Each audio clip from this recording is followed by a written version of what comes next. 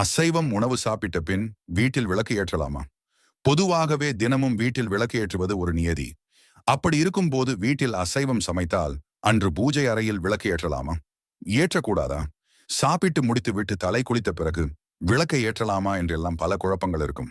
அந்த குழப்பங்கள் எல்லாம் போக இந்த பொதுநலம் வீடியோவை கடைசி வரை பார்க்கவும். நீங்கள் இன்று அசைவம் சமைக்கப் போகிறீர்கள் என்று முன்னரே உங்களுக்கு தெரியும் என்றால் வீட்டில் காலையிலேயே குளித்துவிட்டு பூஜை அறையை சுத்தம் செய்து விளக்கு ஏற்றி பூஜைகளை முடித்து விடுங்கள்.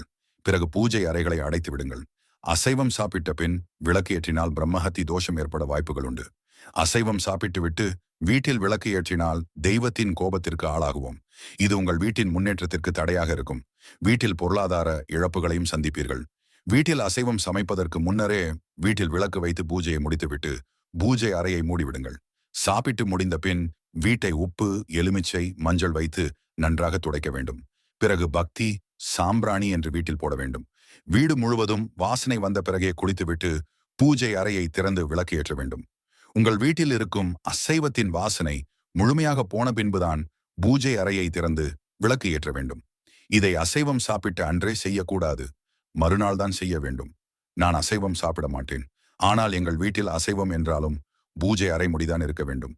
விளக்கு ஏற்றக்கூடாது. இதுபோல் நிறைய ஆன்மீக தகவல்களை பெற எங்கள் பொதுநலம் சேனலை சப்ஸ்கிரைப் அண்ட் லைக் செய்து கொள்ளுங்கள்.